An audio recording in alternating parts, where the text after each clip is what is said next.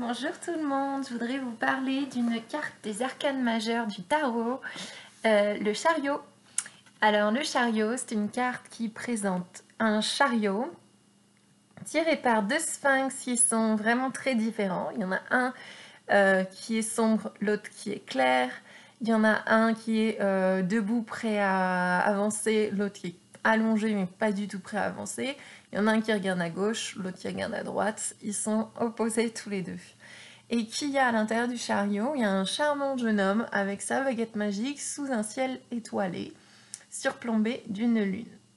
Qu'est-ce que ça peut bien vouloir dire tout ça? J'ai tiré cette carte pour une amie, dans un tirage elle nous a beaucoup parlé, donc je vous en parle.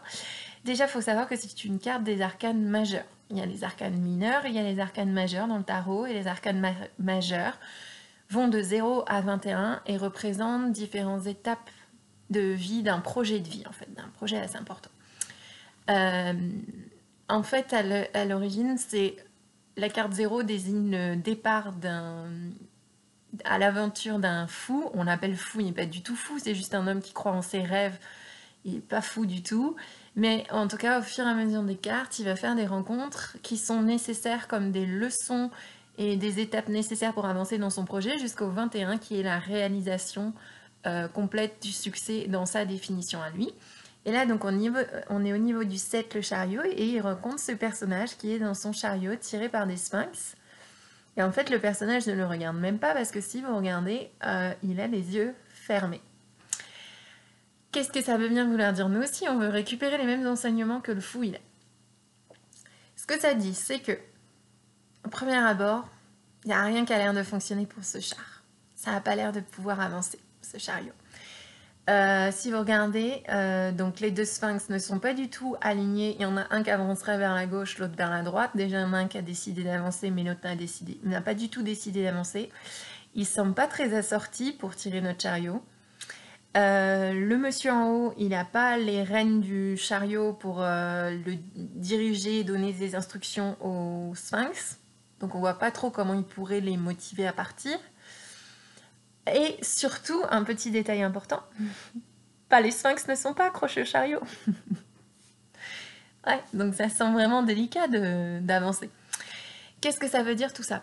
Ça veut dire que les apparences n'ont pas l'air du tout d'être favorables pour avancer. On dirait que la situation techniquement ne permet pas au chariot d'avancer. Sauf que le monsieur là-haut ne le sait pas du tout.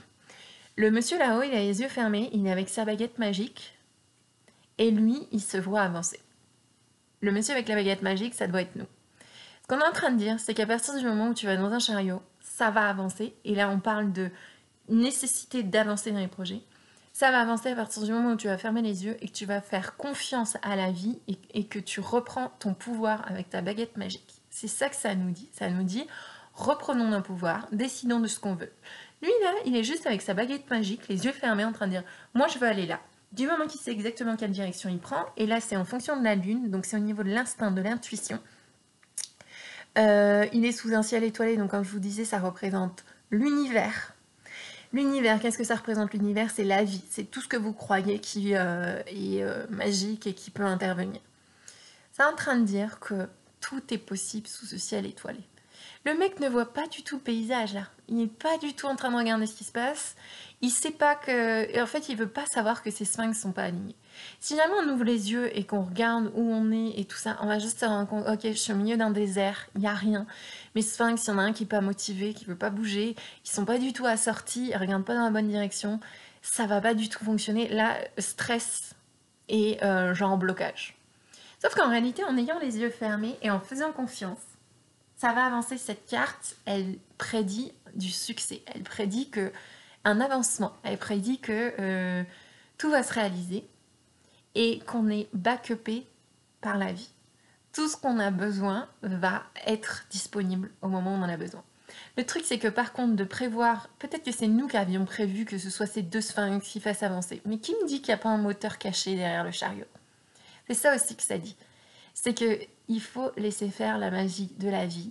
Fermer les yeux, c'est faire confiance à ce qui se passe.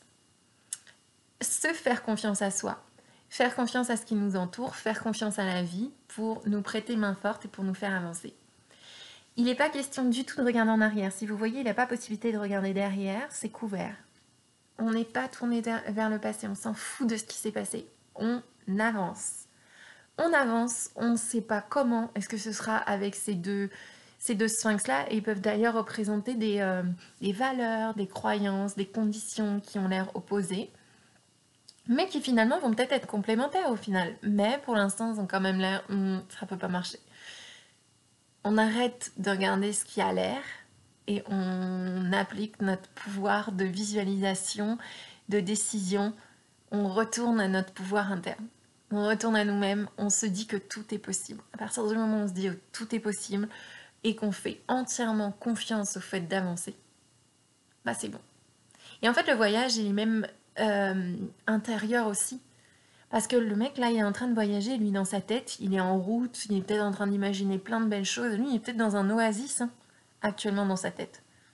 Même si c'est pas comme ça autour. Qu'est-ce qui est le plus important? C'est ce qu'il est en train de vivre. Actuellement, lui, il vit une très belle expérience. Il est en paix. Si vous regardez, les yeux fermés, il est très bien. Il est sous son ciel étoilé. Il a fermé les yeux, il est très très bien. Il a l'air très bien avec sa baguette magique. C'est ça qu'on parle. Retournez à l'intérieur de vous. Allez chercher les informations à l'intérieur de vous.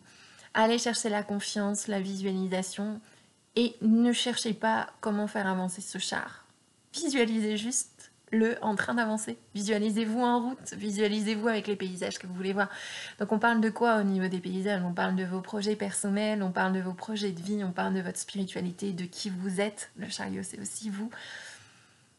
Qu'est-ce qui vous parle le plus en ce moment? Ça dépend du tirage que vous faites là, mais il est temps de se mettre en route en faisant confiance, même si ça n'a pas l'air aligné. Donc j'espère que cette carte vient répondre à une situation présente et vous inspirera.